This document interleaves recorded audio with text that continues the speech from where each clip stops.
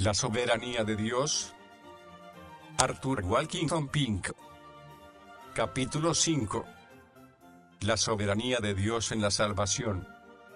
Oh, la profundidad de las riquezas, y de la sabiduría y el conocimiento de Dios, cuán incomprensibles son sus juicios e inescrutables sus caminos. Romanos 11:33. La salvación pertenece a Jehová. Jonás 2:10. Pero el Señor no salva a todos. ¿Por qué no? Salva, sí, a algunos, y si salva a algunos, ¿por qué no a otros? ¿Quizá porque son demasiado pecadores y depravados? No, pues el apóstol escribió: fiel es esta palabra y digna de toda aceptación, que Cristo Jesús vino al mundo para salvar a los pecadores, de los cuales yo soy el primero. Primera de Timoteo 1:15. Por tanto, si Dios salvó al primero de los pecadores, no hay razón para que ninguno sea excluido por causa de su depravación. ¿Por qué, pues, no salva Dios a todos? ¿Quizá porque algunos tienen el corazón demasiado duro para ser ganados? No, porque aún de aquellos que tienen el corazón más pequeño, se ha escrito que Dios de la carne de ellos quitaré el corazón de piedra y les daré un corazón de carne. Ezequiel 11:19. Entonces, ¿será porque son tan obstinados,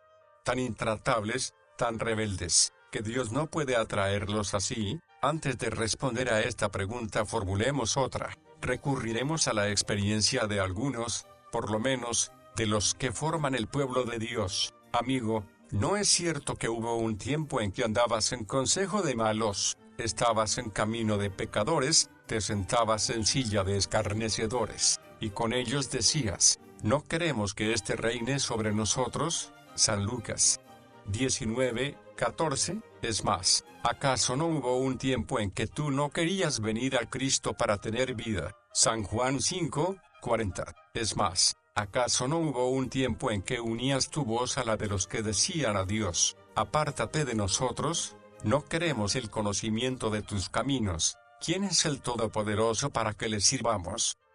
Job 2L 14,15. Avergonzado, tienes que confesar que lo hubo, pero ¿cómo es posible que ahora todo haya cambiado? ¿Qué fue lo que te trajo de tu altiva propia suficiencia a ser un humilde suplicante, de ser uno que estaba en enemistad con Dios a uno que está en paz con Él, de la desobediencia a la sujeción, del odio al amor? Como nacido del Espíritu, responderás con prontitud: por la gracia de Dios soy lo que soy. Primera de Corintios 15:10. Entonces, ¿no comprendes que el que otros rebeldes no sean salvos también no se debe a falta de poder por parte de Dios, ni a su negativa a forzar al hombre? Si Dios pudo someter tu voluntad y conquistar tu corazón, y eso además sin interferir tu responsabilidad moral, ¿no puede hacer lo mismo con otros? Ciertamente que sí. Entonces, cuán inconsecuente, cuán ilógico,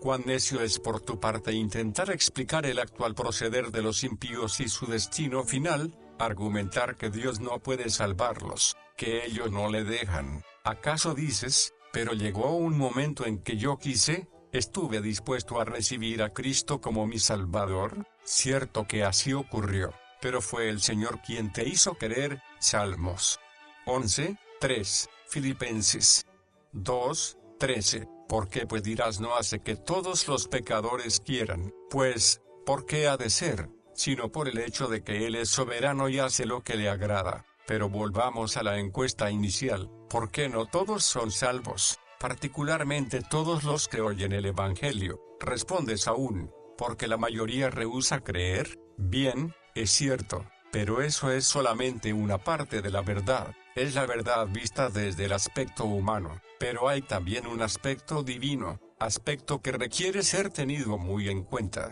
pues de lo contrario Dios sería despojado de la gloria que se le debe. Los no salvos se pierden porque rehúsan creer, mientras los demás se salvan porque creen. Bien, pero, ¿por qué creen? ¿Qué es lo que hace que unos pongan su confianza en Cristo y otros no? Quizá porque los que se salvan son más inteligentes que sus semejantes, y más rápidos en discernir la necesidad de su salvación. Desechemos tal pensamiento, pues, ¿quién te distingue?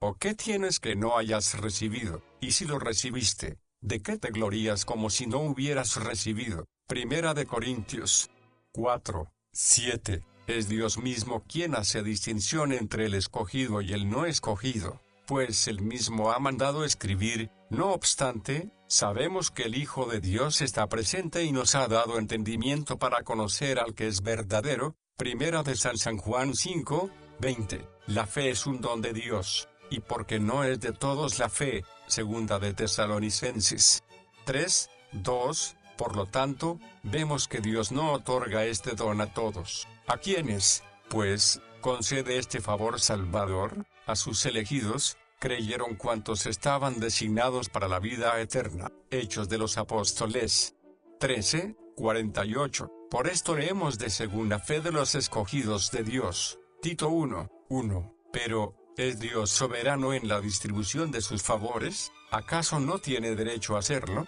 ¿Hay aún quien murmura contra el padre de la familia? Valgan, entonces, sus propias palabras como respuesta: ¿no me es lícito hacer lo que quiero con lo mío? Mateo 20, 15. Dios es soberano en la concesión de sus dones, tanto en la esfera natural como en la espiritual. Hay aquí una declaración general de los hechos. Pasemos ahora a particularizar la soberanía de Dios Padre en la salvación.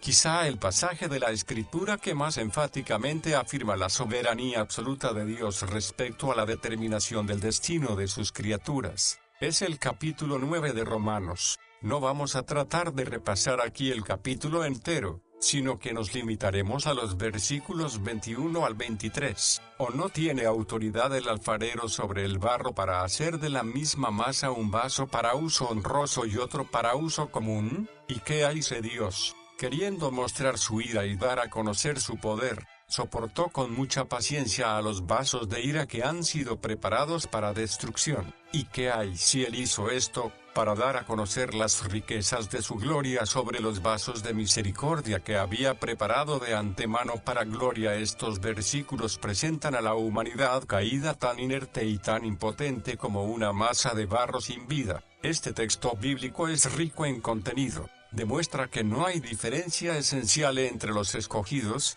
Son barro de la misma masa, lo cual concuerda con Efesios 2, 3. Donde se nos dice que todos por naturaleza somos hijos de ira. Nos enseña que el destino final de todo individuo lo decide la voluntad de Dios, y bienaventurada cosa es que así sea, pues si se dejara nuestra voluntad acabaríamos en el lago de fuego. Declara que Dios mismo hace una distinción de los destinos respectivos que dedica a cada una de sus criaturas, pues un vaso es hecho para honra y otro para vergüenza. Algunos son vasos de ira preparados para muerte, otros son vasos de misericordia, que Él ha preparado para gloria. Admitimos francamente la humillación que supone para el orgulloso corazón de la criatura el contemplar a la humanidad entera en manos de Dios como barro en manos del alfarero, pero así es precisamente como las Escrituras de la verdad presentan el caso. En esta época de jactancia humana, orgullo intelectual y deificación del hombre, es necesario insistir en que el alfarero hace sus vasos para sí, que luche el hombre con su hacedor cuanto quiera, que no por eso dejara de ser otra cosa sino barro en manos del alfarero celestial, y él forma sus vasos para sus propios fines y conforme le agrada, aunque sabemos que procederá justamente con sus criaturas, que el juez de toda la tierra ha de hacer lo que es justo.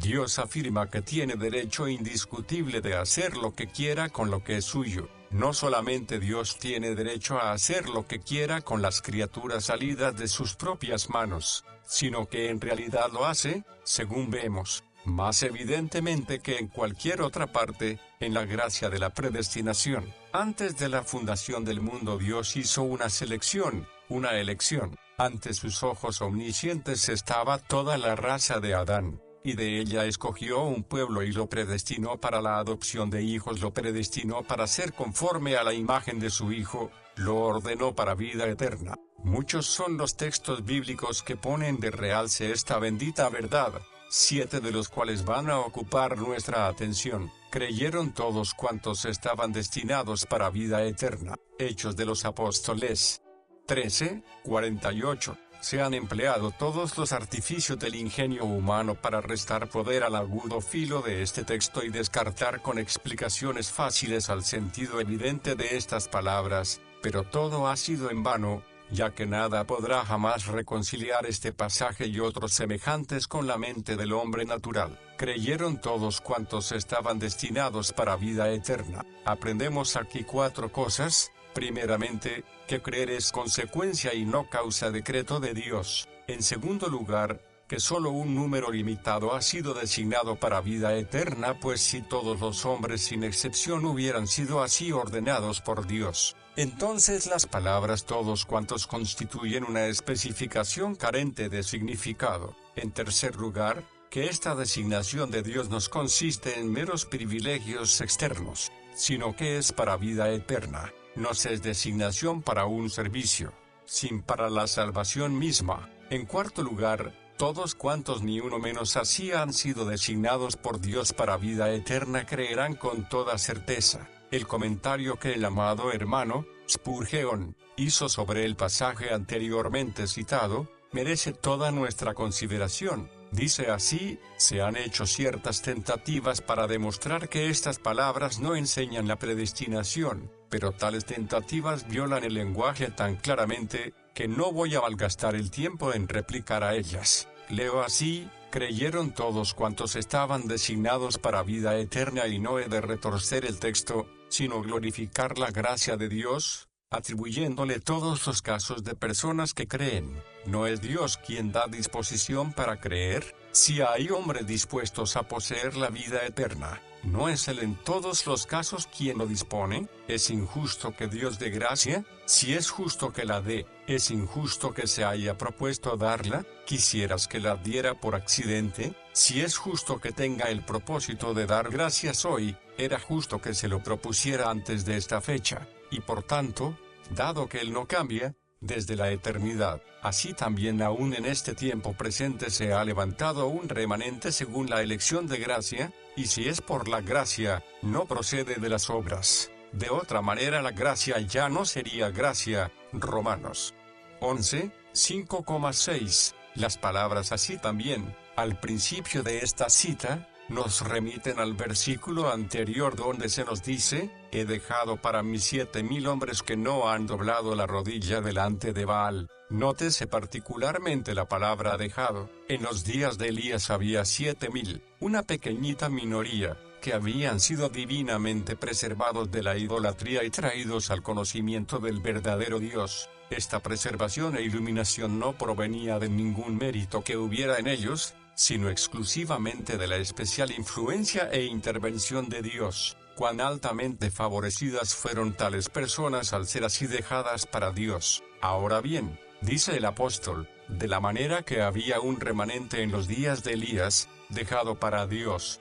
también lo hay en la actual dispensación, remanente por la elección de gracia. Aquí se sigue la causa de la elección hasta su misma fuente. La base sobre la cual Dios escogió a este remanente no era la fe prevista en él, porque una elección fundada en la previsión de buenas obras estaría exactamente tan basada en las obras como cualquier otra, y en tal caso no sería de gracia, pues, según dice el apóstol, si por gracia, luego no es por las obras. De otra manera la gracia ya no sería gracia, todo lo cual significa que la gracia y las obras son opuestas, que no tienen nada en común, y que, como el aceite y el agua, jamás podrán mezclarse. De esta manera, la idea de bondad en la propia naturaleza prevista en los escogidos, o de cualquier cosa meritoria efectuada por ellos, queda rigurosamente excluida. Remanente por la elección de gracia, significa una elección incondicional,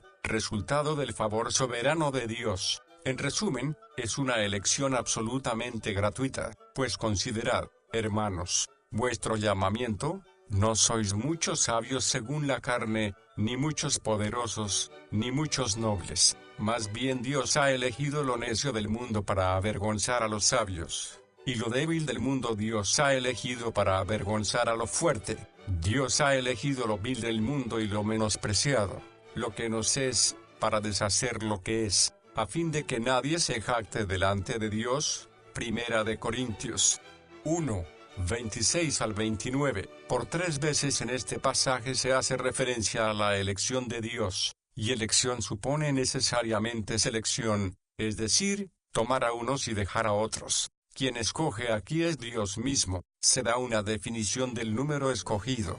No muchos sabios según la carne, no muchos poderosos, no muchos nobles, son llamados. Esto es cuanto al hecho de la elección de Dios. A continuación obsérvense los objetos de su elección. Aquellos de quienes se ha hablado como escogidos de Dios son lo débil del mundo, lo vil del mundo, y lo menospreciado. Pero, ¿por qué? Para demostrar y engrandecer su gracia. Tanto los caminos de Dios como sus pensamientos están en absoluta contraposición a los del hombre. La mente carnal hubiera supuesto que la selección habría de hacerse de entre las filas de los opulentos e influyentes, los amables y cultos, de modo que el cristianismo ganara la aprobación y el aplauso del mundo por su pompa y su gloria carnal. Pero lo que entre los hombres es sublime, delante de Dios es abominación. San Lucas 16:15. Dios escoge lo vil, así lo hizo en tiempos del Antiguo Testamento. La nación que escogió para ser depositaria de sus sagrados oráculos y canal por el cual vendría la simiente prometida,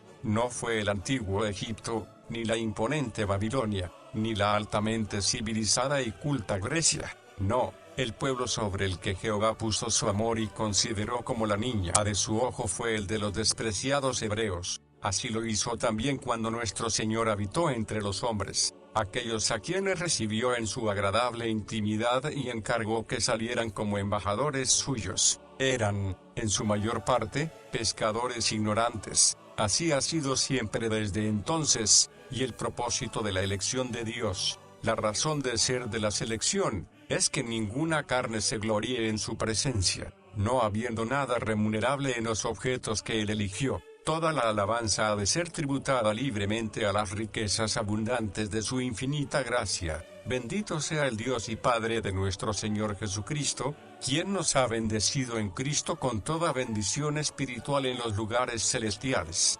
Asimismo nos escogió en Él desde antes de la fundación del mundo, para que fuésemos santos y sin mancha delante de Él. En amor nos predestinó por medio de Jesucristo para adopción como hijos suyos, según el beneplácito de su voluntad. En Él también recibimos herencia, habiendo sido predestinados según el propósito de aquel que realiza todas las cosas conforme al consejo de su voluntad. Efesios 1:3-5,11. Asimismo descubrimos aquí el motivo que le impulsó. Fue por amor que nos predestinó para la adopción de hijos por Jesucristo a sí mismo. Declaración que refuta la frecuente e impía acusación de que es tiránico e injusto que Dios decida el destino eterno de sus criaturas antes de que nazcan.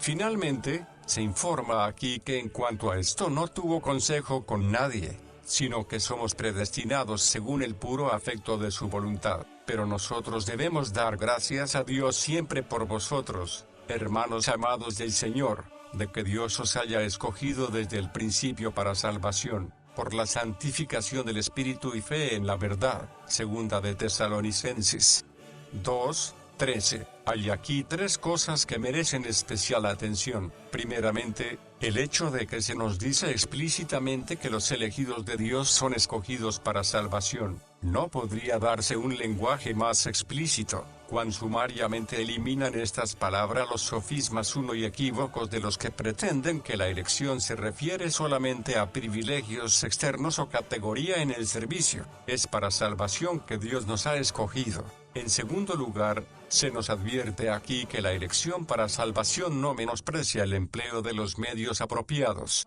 La salvación se alcanza por medio de la santificación del Espíritu y fe de la verdad. No es cierto que, porque Dios ha escogido a uno para salvación, éste sea salvo a la fuerza, tanto si cree como si no. En ninguna parte lo representan así las Escrituras. El mismo Dios que predestinó el fin, designó también los medios. El mismo Dios que escogió para salvación, decretó que su propósito habría de realizarse a través de la obra del Espíritu y la fe de la verdad. En tercer lugar, que Dios nos haya escogido para salvación, es causa profunda de fervientes alabanzas. Nótese cuán enérgicamente lo expresa el apóstol. Debemos dar gracias a Dios siempre por vosotros, hermanos amados del Señor, de que Dios os haya escogido desde el principio para salvación, en lugar de retroceder horrorizado ante la doctrina de la predestinación. El creyente, cuando ve esta bendita verdad según se muestra en la palabra,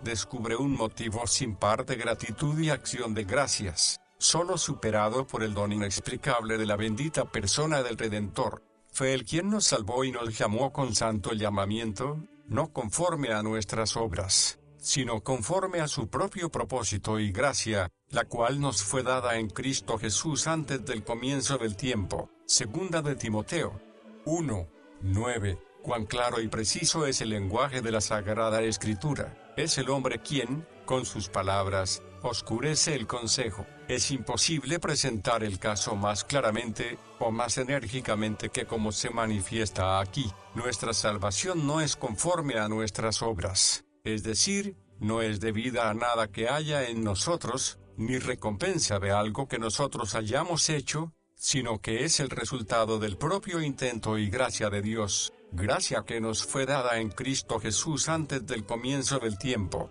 Es por gracia que somos salvos, y en el propósito de Dios esta gracia nos fue otorgada, no solamente antes de que viéramos la luz, o de que Adán cayera, sino aún antes de aquel lejano principio de Génesis 1:1, y en esto se funda el consuelo inexpugnable del pueblo de Dios. Si su elección ha sido desde la eternidad, durará hasta la eternidad, elegidos conforme al previo conocimiento de Dios Padre por la santificación del Espíritu, para obedecer a Jesucristo y ser rociados con su sangre. Primera de Pedro 1:2. Nuevamente vemos aquí que la elección del Padre precede a la obra del Espíritu Santo en los que son salvos, y a su obediencia por fe. De esta forma, apoyándose en el soberano afecto del Todopoderoso, la elección es preservada por completo de todo intento humano. El previo conocimiento de Dios el Padre no se refiere aquí a su previo conocimiento de todas las cosas, sino a que en la mente de Dios todos los santos estaban eternamente presentes en Cristo. Dios no previó que ciertas personas cuando oyeran el Evangelio lo creerían independientemente del hecho de haberlas designado para vida eterna. Lo que el previo conocimiento de Dios vio en todos los hombres fue amor al pecado y odio hacia él. El previo conocimiento de Dios está basado en sus propios decretos, según se desprende claramente de Hechos 2:23. A este, que fue entregado por el predeterminado consejo y el previo conocimiento de Dios, vosotros matasteis clavándole en una cruz por manos de inicuos. Nótese el orden aquí: primeramente el predeterminado consejo, su decreto, y en segundo lugar y previo conocimiento. De nuevo en Romanos 8:28-29, sabemos que a los que antes conoció, también los predestinó para que fuesen hechos conforme a la imagen de su Hijo. La primera palabra aquí, sabemos, nos remite al versículo precedente, que en su última cláusula dice, a los que son llamados conforme a su propósito. Estos son los que antes conoció y predestinó. Finalmente es necesario indicar que, cuando leemos en la Escritura que Dios conoce a ciertas personas, esta palabra se usa en el sentido de conocer con aprobación y amor, pero si alguien ama a Dios, tal persona es conocida por Él. Primera de Corintios 8:3. A los hipócritas, Cristo dirá un día, nunca os conocí, nunca los amó. Elegidos según el previo conocimiento de Dios Padre significa, pues, escogidos por Él como objeto especial de su aprobación y amor. Resumiendo las enseñanzas de estos 7 pasajes, aprendemos que Dios ha designado para vida eterna a ciertas personas, y que, como consecuencia de su designación, ellos, a su debido tiempo, creen que la designación para salvación que Dios hace de sus elegidos no se debe a nada bueno ni a mérito alguno en ellos, sino exclusivamente a su gracia, que Dios ha escogido a propósito los objetos más inadecuados para ser los recipientes de sus favores especiales, a fin de que nadie se jacte delante de Dios, que Dios escogió a su pueblo en Cristo antes de la fundación del mundo, no porque fueran santos, sino para que fuesen santos y sin mancha delante de él, que habiendo elegido a muchos para salvación, decretó también los medios por los cuales su eterno consejo había de prevalecer, que la propia gracia por la cual somos salvos nos fue dada en Cristo Jesús antes de la fundación del mundo en el propósito de Dios, que mucho antes de ser efectivamente creados, los elegidos de Dios estaban presentes en su mente, y eran ya conocidos por él, es decir, eran objeto definido de su eterno amor. Antes de pasar a la siguiente división de este capítulo, es conveniente que digamos unas palabras más respecto a las personas objeto de la gracia de la predestinación. Volvemos a este terreno, porque es en este punto donde la doctrina de la soberanía de Dios en la predestinación de ciertos individuos para salvación es más frecuentemente atacada. Los que pervierten esta verdad procuran invariablemente hallar alguna causa aparte de la voluntad de Dios que lo mueva a conceder la salvación a los pecadores. Se atribuye a la criatura una cosa u otra que le dé derecho a recibir misericordia de manos del Creador. Volvemos entonces a la pregunta: ¿por qué escogió Dios a quienes escogió? ¿Qué había en los propios elegidos para que atrajeran a ellos el corazón de Dios? ¿Fue porque poseían ciertas virtudes?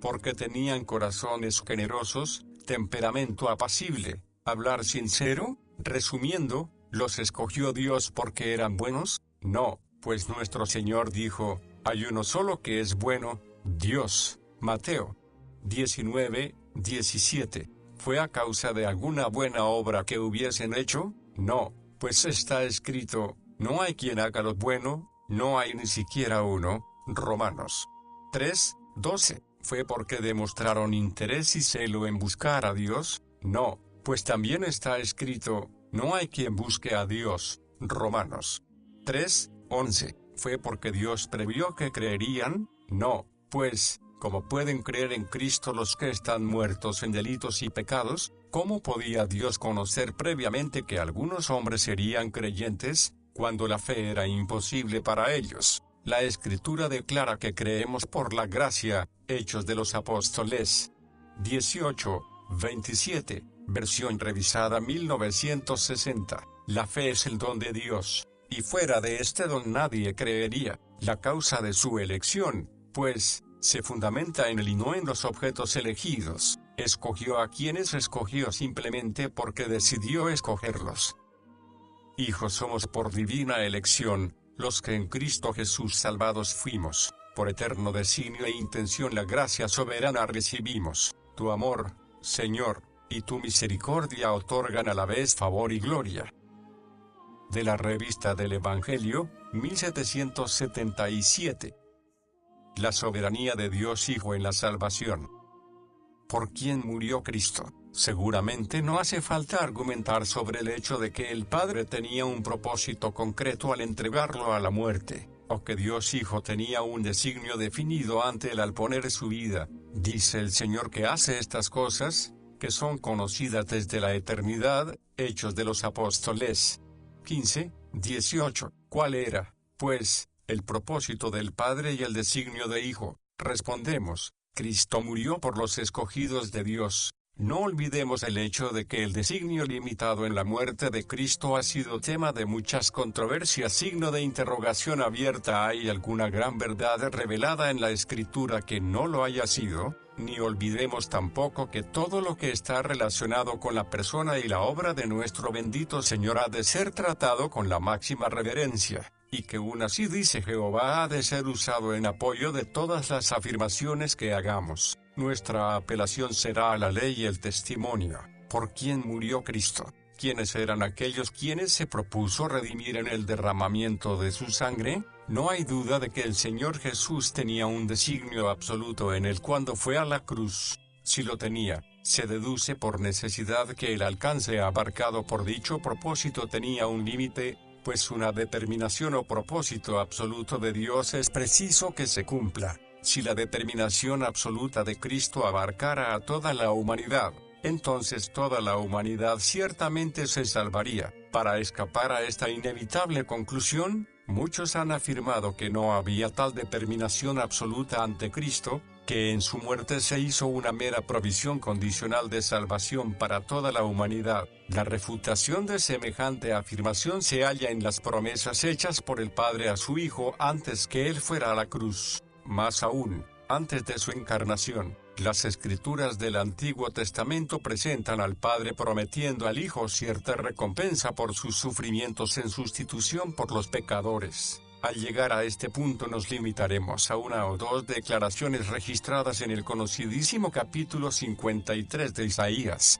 Allí encontramos que la palabra dice: cuando se haya puesto su vida como sacrificio por la culpa, verá descendencia, vivirá por días sin fin, y la voluntad de Jehová será en su mano prosperada, a causa de la angustia de su alma. Verá la luz y quedará satisfecho. Por su conocimiento mi siervo justo justificará a muchos.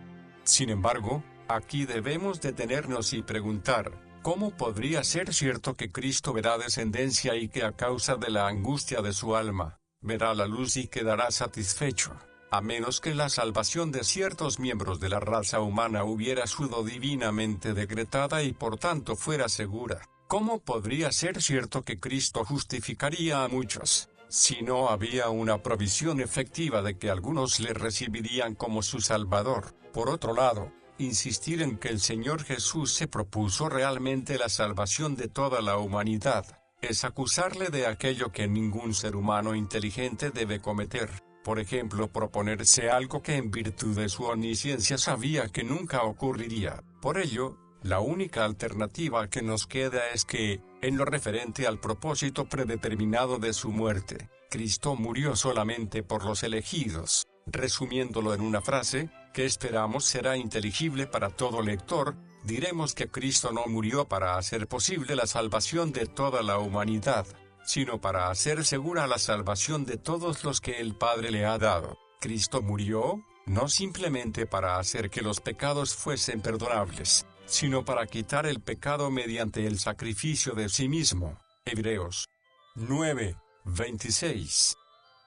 El designio limitado de la expiación se deduce, necesariamente, de la elección eterna de ciertos individuos para salvación hecha por el Padre. Las Escrituras nos cuentan que, antes que el Señor se encarnara, dijo: heme aquí para hacer, oh Dios, tu voluntad.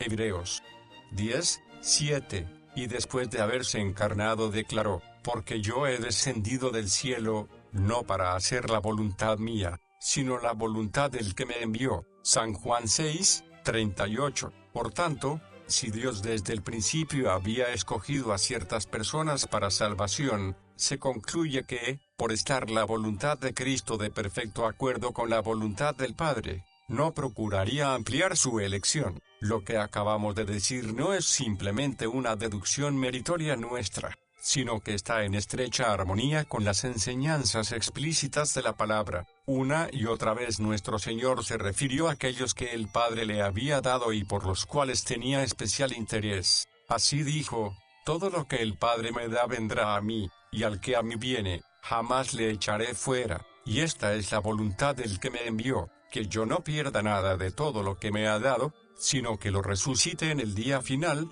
San Juan 6:37-39. Y asimismo, Jesús habló de estas cosas, y levantando los ojos al cielo, dijo: Padre, la hora ha llegado, glorifica a tu Hijo para que tu Hijo te glorifique a ti. He manifestado tu nombre a los hombres que del mundo me diste, tuyos eran, y me los diste, y han guardado tu palabra. Yo ruego por ellos, no ruego por el mundo, sino por los que me has dado, porque tuyos son. Padre, quiero que donde yo esté, también estén conmigo aquellos que me has dado, para que vean mi gloria que me has dado, porque me has amado desde antes de la fundación del mundo. San Juan 17, versículos 1, 2, 6, 9, 24. Antes de la constitución del mundo, el Padre predestinó un pueblo para ser hecho conforme a la imagen de su Hijo, y la muerte y resurrección del Señor Jesús tuvo por objeto llevar a cabo el propósito divino. La propia naturaleza de la expiación demuestra que, en su aplicación a los pecadores, estaba limitada en el propósito de Dios. La expiación de Cristo puede considerarse desde dos puntos de vista principales. para con Dios y para con el hombre, para con Dios. La obra de Cristo en la cruz fue una propiciación, un aplacamiento de la ira divina, una satisfacción dada a la justicia y a la santidad divinas. Para con el hombre, fue una sustitución, por la que el inocente tomó lugar del culpable, por la que el justo murió por el injusto. Sin embargo, una estricta sustitución por la que una persona ocupa el lugar de otras y recibe voluntariamente el castigo le da, por parte del sustituto y por parte de aquel que ha de ser propiciado, el reconocimiento concreto de las personas por las que dicho sustituto actúa, cuyos pecados lleva, y cuyas obligaciones legales cumple. Y si el legislador acepta la satisfacción que el sustituto hace, aquellos en cuyo lugar el sustituto actúa,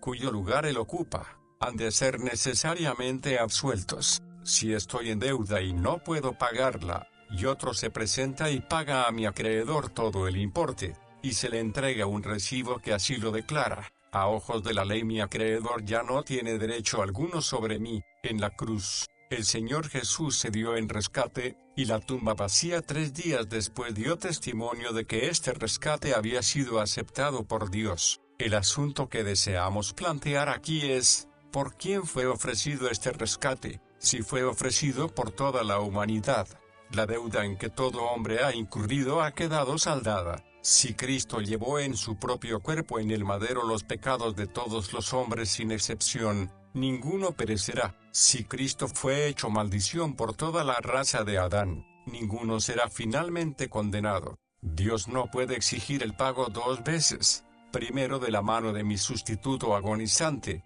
y más tarde de la mía, pero Cristo no satisfizo la deuda de todos los hombres sin excepción. Hay algunos que serán echados en prisión, primera de Pedro 3:19, donde aparece la misma palabra griega para prisión, y jamás saldrás de allí hasta que pagues el último cuadrante, Mateo 5:26, lo cual jamás ocurrirá. Cristo no llevó los pecados de toda la humanidad, pues hay algunos que mueren en su pecado, San Juan 8:21, y cuyo pecado permanece, San Juan 9:41. Cristo no fue hecho maldición por toda la raza de Adán, pues hay algunos a quienes dirá, apartaos de mí, malditos, Mateo 25:41. Decir que Cristo murió por todos sin excepción, decir que se hizo sustituto y fiador de toda la raza humana, decir que padeció en lugar de toda la humanidad y en favor de ella, es decir que llevó la maldición de muchos que ahora la llevan personalmente, que padeció el castigo por muchos que ahora levantan sus ojos en el infierno, estando en tormentos, que pagó el precio de la redención por muchos que, sin embargo, aún pagarán en su propia angustia eterna la paga del pecado, que es muerte, visop. Debemos decir, como dice la Escritura, que Cristo fue herido por las transgresiones del pueblo de Dios, decir que dio su vida por las ovejas, que dio su vida en rescate por muchos, es decir que Él realizó una expiación que expía plenamente, que pagó un precio que rescata eficazmente, que fue puesto como propiciación que realmente propicia, y que es un Salvador que en verdad salva. Íntimamente relacionada con lo que acabamos de decir, es Dios, y en confirmación de ello, está la enseñanza de la Escritura referente al sacerdocio de nuestro Señor. Sabemos que Cristo intercede ahora como gran sumo sacerdote, pero, ¿por quién intercede? ¿Por toda la raza humana, o solamente por su propio pueblo? La respuesta que el Nuevo Testamento da a esta pregunta es tan clara como un rayo de sol. Nuestro Salvador ha entrado en el cielo personalmente para presentarse ahora por nosotros en la presencia de Dios. Hebreos 9:24, es decir, por los que son participantes del llamamiento celestial. Hebreos 3:1. Y asimismo está escrito, por esto también puede salvar por completo a los que por medio de él se acercan a Dios, puesto que vive para siempre para interceder por ellos. Hebreos 7:25. Esto concuerda estrictamente con el tipo del Antiguo Testamento. Después de dar muerte al animal del sacrificio, Aarón entraba en el lugar santísimo como representante del pueblo de Dios. Eran los nombres de las tribus de Israel los que estaban grabados en su pectoral. y era representando los intereses de ellos que aparecía delante de Dios. Con esto concuerdan las palabras de nuestro Señor en San Juan 17:9. Yo ruego por ellos, no ruego por el mundo, sino por los que me has dado, porque tuyos son. Otro texto que merece cuidadosa atención en este aspecto se halla en Romanos 8. En el versículo 33 se formula la siguiente pregunta: ¿quién acusará a los escogidos de Dios? Y a continuación sigue la respuesta inspirada: el que justifica es Dios. ¿Quién es el que condenará? Cristo es el que murió, más aún, el que también resucitó, quien además está a la diestra de Dios, el que también intercede por nosotros. Nótese particularmente que la muerte e intercesión de Cristo tiene un mismo objeto. Como fue en el tipo, también es el antitipo. La expiación y la súplica son coextensivas. Por tanto, si Cristo intercede solo por los escogidos, y no por el mundo, es que murió solamente por ellos.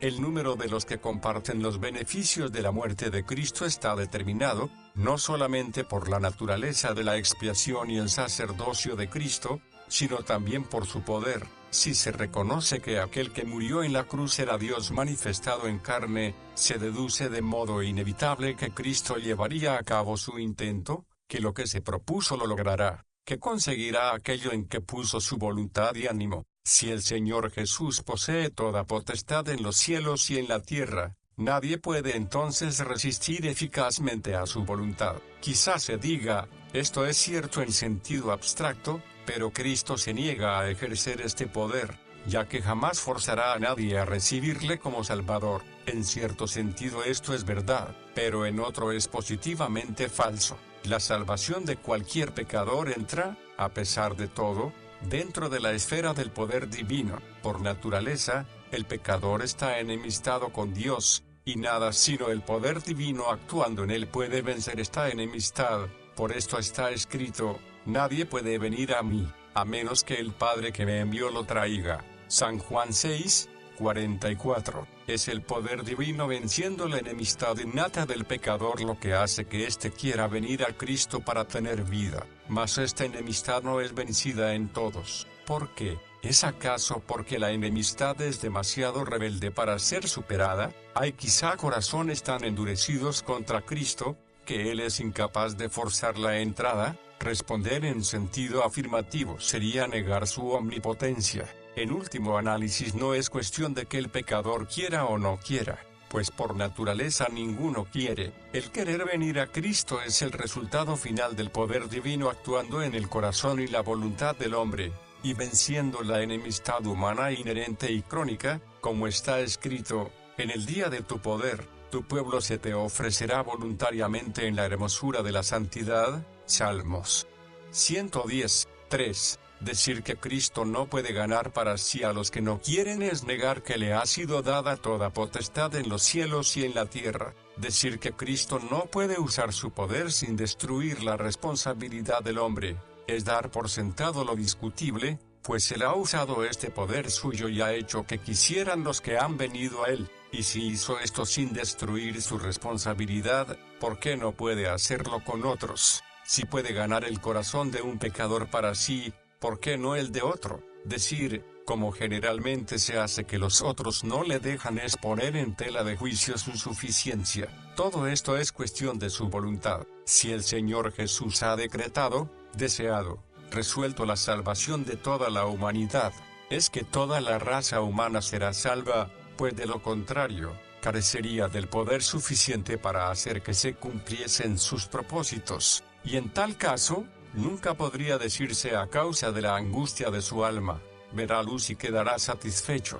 La cuestión que se debate afecta a la deidad misma del Salvador, pues un Salvador derrotado no puede ser Dios. Habiendo repasado algunos de los principios generales que exigen que creamos que la muerte de Cristo fue limitada en su designio, pasamos ahora a considerar algunas de las declaraciones explícitas de la Escritura que lo afirma de modo expreso. En aquel maravilloso e incomparable capítulo 53 de Isaías, Dios nos dice en relación a su Hijo: por medio de la opresión y del juicio fue quitado, y respecto a su generación, ¿quién la contará? Porque él fue cortado de la tierra de los vivientes, y por la transgresión de mi pueblo fue herido. Versículo 8.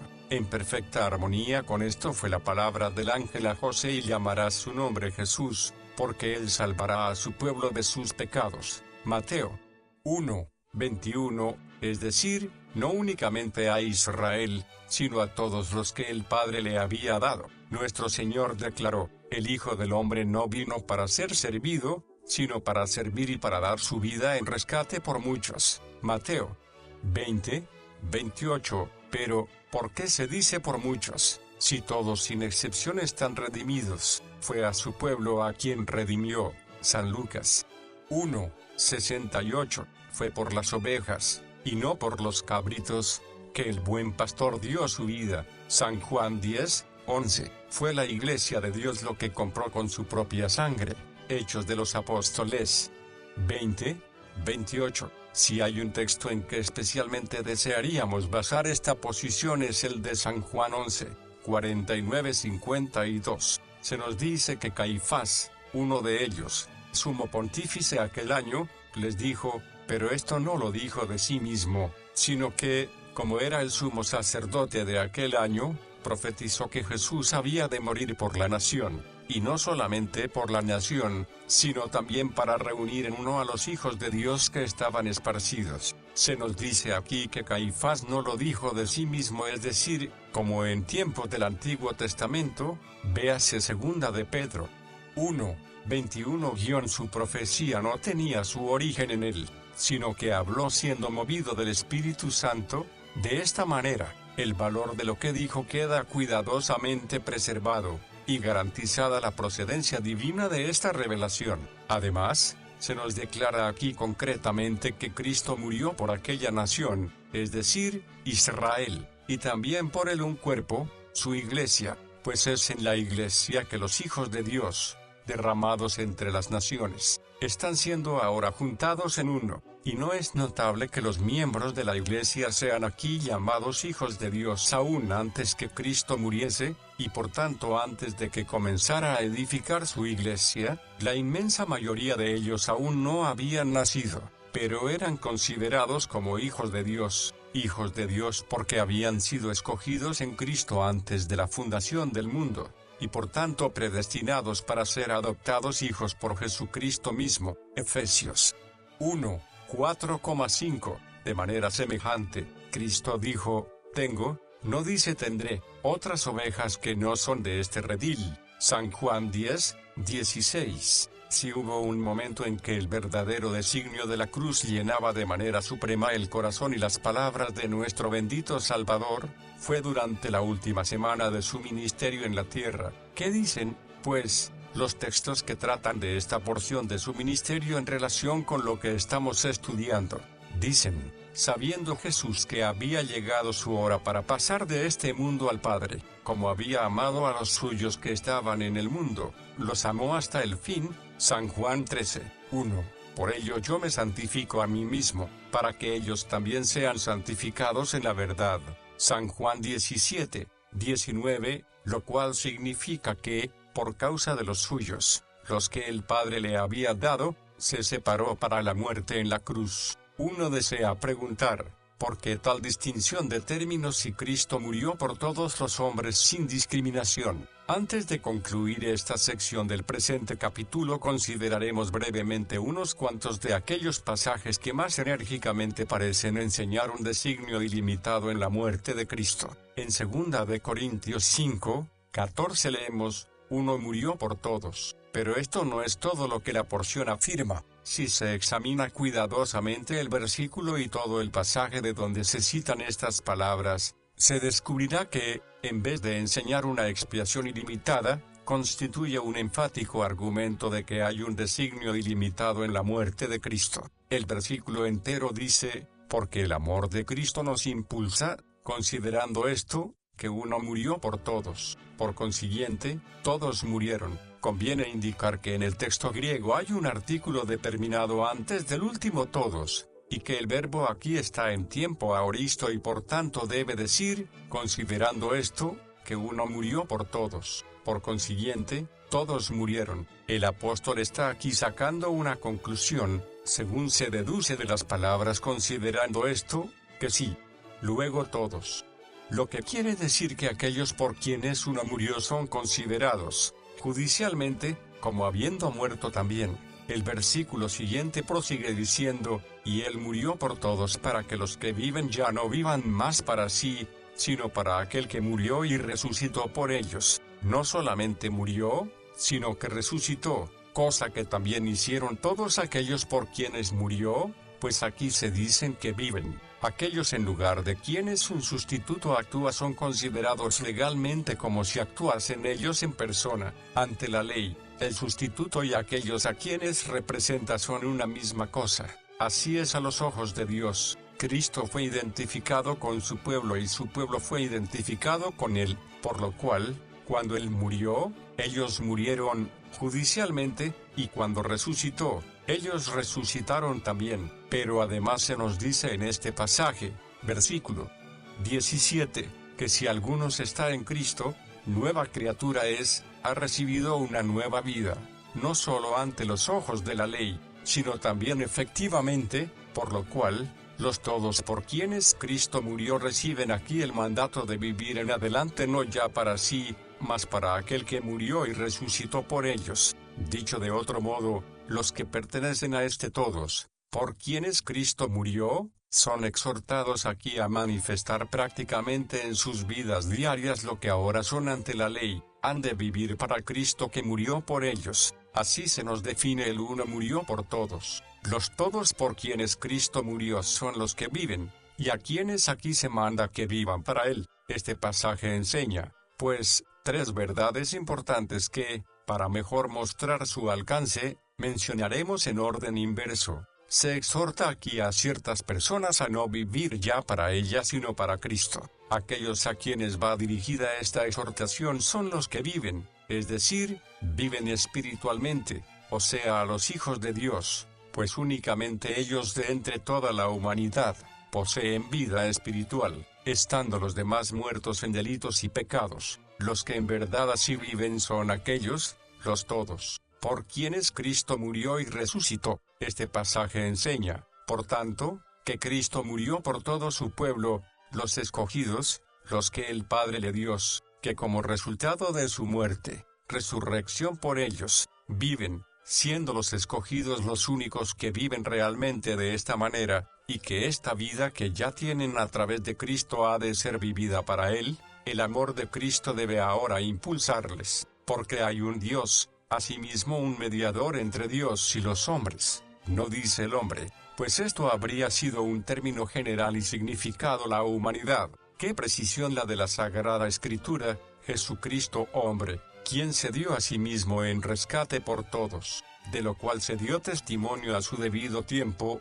Primera de Timoteo 2, 5,6. Lo que quisiéramos comentar ahora son las palabras quien se dio a sí mismo en rescate por todos. En la Biblia la palabra todos, cuando se aplica a la humanidad, se emplea en dos sentidos, absoluto y relativo. En algunos pasajes significa todos sin excepción, en otros significa todos sin distinción. El contexto y la comparación con textos paralelos son los que han de decidir cuál de estos significados tiene en un pasaje dado. El hecho de que la palabra todos se usa en un sentido relativo y restringido, y en tal caso significa todos sin distinción y no todos sin excepción, se deduce claramente de cierto número de textos, entre los cuales escogemos 2 o 3 como muestra. Y salía a él toda la provincia de Judea y todos los de Jerusalén, y eran bautizados por él en el río Jordán, confesando sus pecados. Marcos 1, 5. Significa esto que todo hombre, mujer y niño de toda la provincia de Judea, y los de Jerusalén eran bautizados por San Juan en el Jordán. Claro que no. Lucas 7, 30 dice claramente, pero los fariseos y los intérpretes de la ley rechazaron el propósito de Dios para ellos, no siendo bautizados por él. Entonces, ¿qué significa y eran todos bautizados por él? Respondemos que no significa todos sin excepción, sino todos sin distinción, es decir, toda clase de hombres. La misma explicación se aplica a Lucas 3, 21.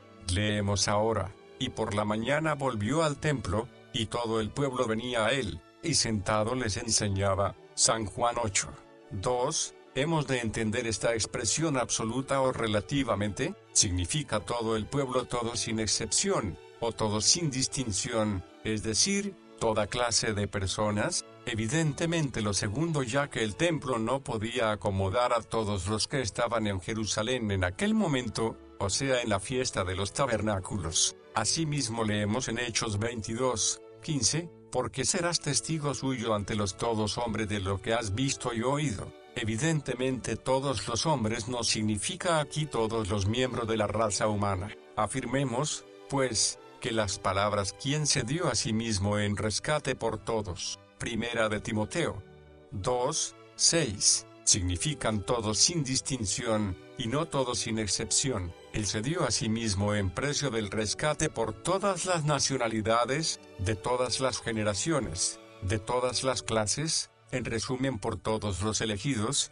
según leemos en Apocalipsis 5, 9. Porque tú fuiste inmolado y con tu sangre has redimido para Dios gente de toda raza, lengua, pueblo y nación. El hecho de que esto no es una definición arbitraria del todo de nuestro pasaje se demuestra en Mateo 20, 28, donde leemos, de la misma manera, el Hijo del Hombre no vino para ser servido, sino para servir y dar su vida en rescate por muchos, limitación que carecería por completo de significado si él se hubiera dado a sí mismo en precio del rescate por todos sin excepción. Además, han de tenerse en cuenta aquí las palabras que limitan, de lo cual se dio testimonio a su debido tiempo. Si Cristo se dio a sí mismo en precio del rescate por toda la raza humana, ¿en qué sentido será esto testimonio a su debido tiempo, si multitud de hombres se perderán, de cierto, eternamente? Pero si nuestro texto significa que Cristo se dio a sí mismo en precio del rescate por los escogidos de Dios,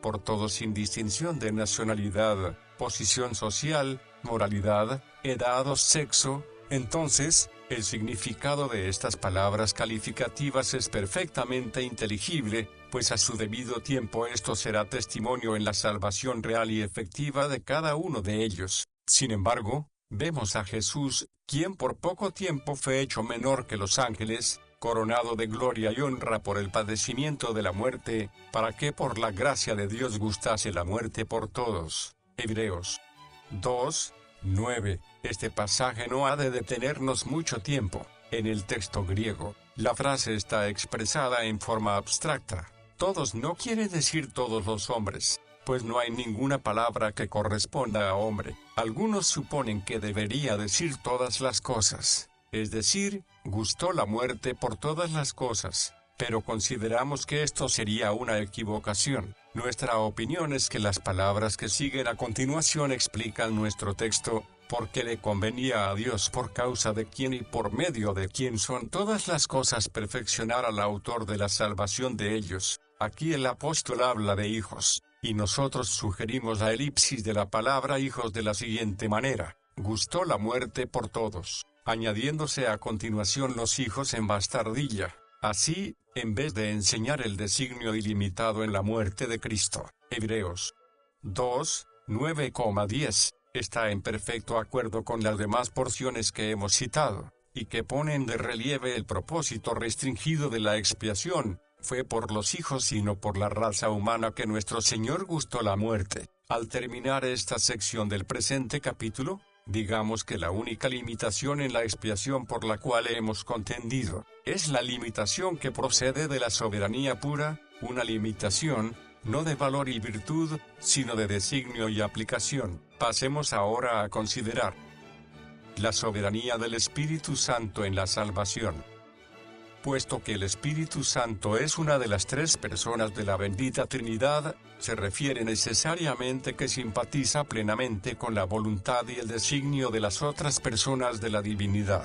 El propósito eterno del Padre en la elección, el designio limitado en la muerte del Hijo, el alcance restringido de las operaciones del Espíritu Santo, concuerdan perfectamente. Si el Padre escogió a ciertas personas antes de la fundación del mundo y las dio a su Hijo, y si fue por ellas precisamente que Cristo se dio a sí mismo en precio de rescate, el Espíritu Santo no va a estar ahora actuando para traer el mundo a Cristo. La misión del Espíritu Santo en el mundo hoy es aplicar los beneficios del sacrificio redentor de Cristo. El asunto que ahora va a ocuparnos no es la extensión del poder del Espíritu Santo. Sobre este punto no puede caber la menor duda de que es infinito. Lo que procuraremos demostrar es que su poder y operaciones son dirigidos por la sabiduría y la soberanía divinas. Acabamos de decir que el poder y las operaciones del Espíritu Santo son dirigidas por la sabiduría divina y su soberanía indiscutible. En prueba de esta afirmación, apelamos primeramente a las palabras de nuestro Señor a Nicodemo en San Juan 3:8. El viento de donde quiere sopla,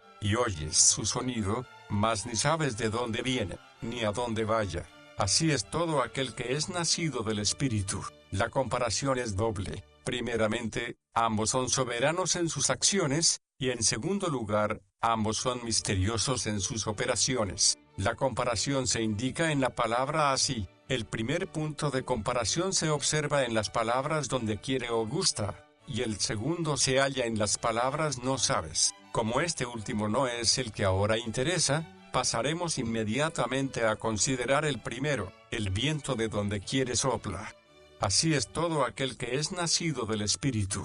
El viento es un elemento que el hombre no puede sujetar ni detener. El viento no consulta la voluntad del hombre ni puede ser regulado por sus inventos. El viento sopla cuando quiere, donde quiere y como quiere. El viento es controlado por la sabiduría divina, pero, en lo que afecta al hombre, es absolutamente soberano en sus operaciones. Así sucede con el Espíritu. A veces el viento sopla tan suavemente que apenas mueve una hoja, mientras en otras ocasiones lo hace con tal violencia que su rugido puede oírse en la lejanía. Lo mismo ocurre con el nuevo nacimiento. En algunos casos el Espíritu Santo procede tan apaciblemente, que su obra es imperceptible para los espectadores humanos. En otros, su acción es tan poderosa, radical y revolucionaria, que sus operaciones son manifiestas a muchos. A veces el viento es puramente local en su alcance, en otras ocasiones su fuerza azota vastas áreas. Así es con el Espíritu, hoy actúa en una o dos almas, mañana, como en Pentecostés, puede contristar el corazón de toda una multitud, pero ya actúa en pocos o en muchos, no consulta a hombre alguno, actúa como desea. El nuevo nacimiento es debido a la voluntad soberana del Espíritu. Cada una de las tres personas de la bendita Trinidad tiene que ver con nuestra salvación, con el Padre, la predestinación, con el Hijo, la propiciación, con el Espíritu, la regeneración. El Padre nos escogió, el Hijo murió por nosotros, el Espíritu nos da vida, el Padre pensó en nosotros, el Hijo derramó su sangre por nosotros. El Espíritu efectúa su obra dentro de nosotros. Es de la obra del Espíritu Santo que nos estamos ocupando ahora, de su obra en el nuevo nacimiento, y particularmente de sus operaciones soberanas en este hecho. El Padre quiso nuestro nuevo nacimiento, el Hijo lo hizo posible, por su trabajo, pero es el Espíritu quien lo llevó a cabo para que sea nacido del Espíritu. San Juan 3:6. El nuevo nacimiento es exclusivamente obra de Dios Espíritu Santo, y el hombre no tiene arte ni parte en su hecho. Esto se debe a la misma naturaleza del caso. El nacimiento excluye totalmente la idea de un esfuerzo o trabajo por parte del que nace. Personalmente no tenemos que ver con nuestro nacimiento espiritual mucho más que lo que tuvimos con el natural. El nuevo nacimiento es una resurrección espiritual, un pasar de muerte a vida. San Juan 5:24, y, evidentemente, la resurrección está totalmente fuera del dominio del hombre. Un cadáver no puede reanimarse a sí mismo, por lo cual está escrito, el Espíritu es el que da vida, la carne nada aprovecha. San Juan 6:63. Pero el Espíritu no da vida a todo el mundo. ¿Por qué? La respuesta que suele darse a esta pregunta es, porque no todo el mundo pone su confianza en Cristo. Se da por sentado que el Espíritu Santo da vida solamente a los que creen, pero esto es poner el carro antes que el caballo. La fe no es la causa del nuevo nacimiento. sino la consecuencia del mismo. Esto no debiera precisar de argumentaciones. La fe en Dios es una planta exótica, algo que no se da en el corazón del hombre. Si la fe fuese producto natural del corazón, ejercicio de un principio común a la naturaleza humana, jamás se habría escrito no es de todos la fe, segunda de Tesalonicenses 2:3. La fe es una gracia espiritual, y puesto que los no regenerados están espiritualmente muertos en delitos y pecados, se sigue la imposibilidad de que la fe proceda de ellos, pues un hombre muerto no puede creer nada. Así que, los que están en la carne no pueden agradar a Dios. Romanos 8:8. Pero podrían, si fuera posible que la carne creyera. Con este texto que acabamos de citar compárese Hebreos 11:6. Y sin fe es imposible agradar a Dios. ¿Puede Dios agradarse o estar satisfecho con algo que no tenga su origen en sí mismo? El hecho de que la obra del Espíritu Santo precede a nuestra fe lo determina sin que podamos llamarnos a engaño, segunda de Tesalonicenses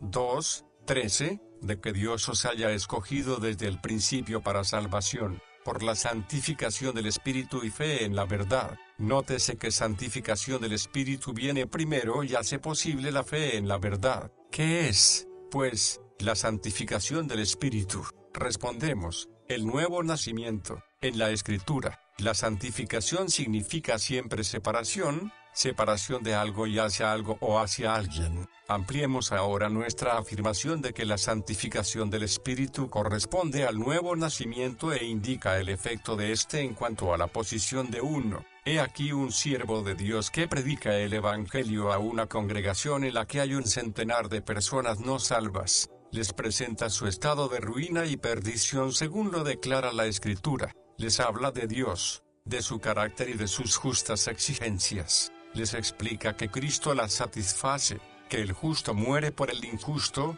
y les declara que por este hombre se predica ahora el perdón de los pecados. Termina insistiendo a los perdidos a que crean lo que Dios ha dicho en su palabra y reciban a su Hijo como único y suficiente Salvador. Ya acabó la reunión, la congregación se dispersa. 99 de los no salvos han rehusado venir a Cristo para que tengan vida, y salen hacia la noche sin esperanza y sin Dios en el mundo. Pero uno de los inconversos, el que completa los 100, ha oído la palabra de vida. La simiente sembrada ha caído en terreno que había sido preparado por Dios. Cree las buenas nuevas, y va a su casa gozándose en que su nombre está escrito en los cielos. Ha nacido de nuevo, y exactamente como un bebé recién nacido en el mundo natural, empieza su vida agarrándose instintivamente, en su impotencia, a su madre. Así, esta alma recién nacida se ha aferrado a Cristo. De la misma manera que leemos, abrió el Señor el corazón de Lidia para que estuviese atenta a lo que Pablo decía.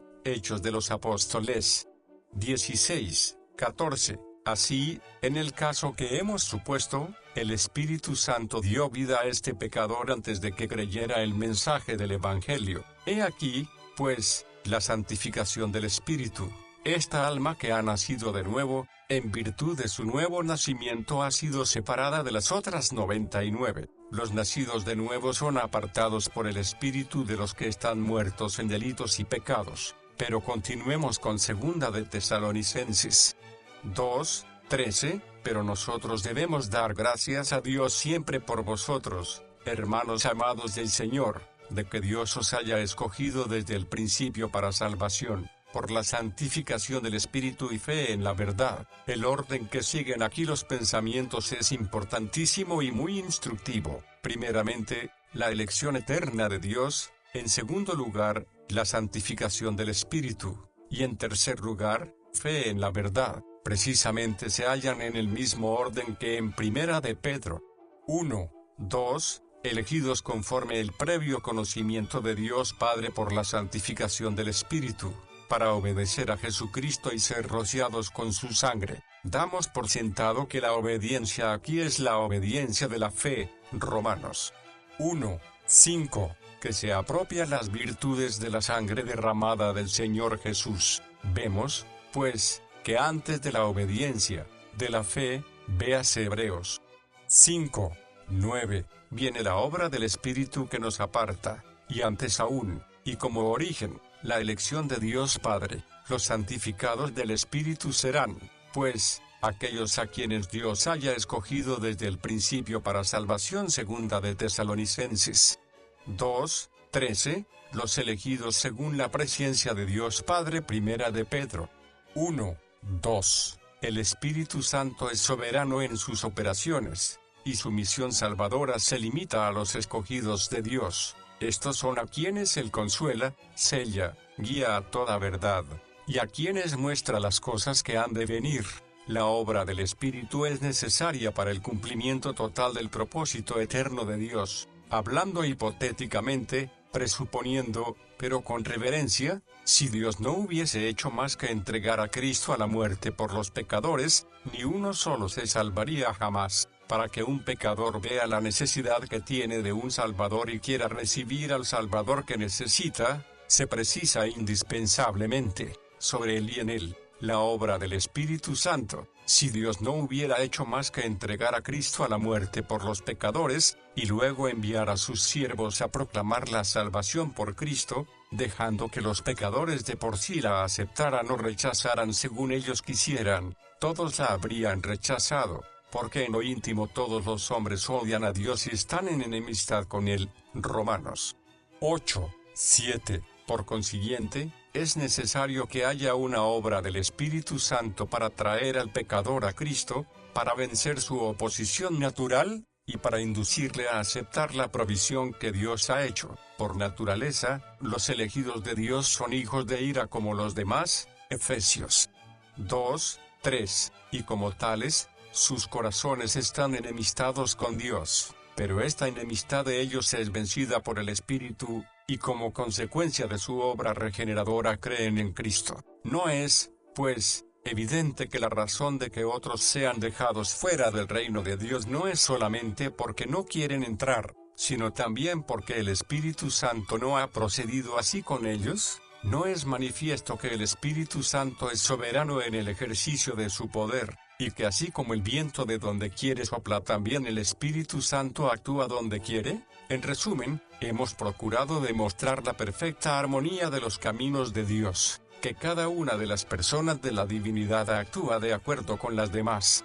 Dios Padre eligió a unos para salvación, Dios Hijo murió por los escogidos, y Dios Espíritu Santo los vivifica. Bien podemos cantar: Load a Dios que derrama bendición a raudales, loadle tierra toda, alzad un canto, loadle todas huestes celestiales, load al Padre, al Hijo y al Espíritu Santo.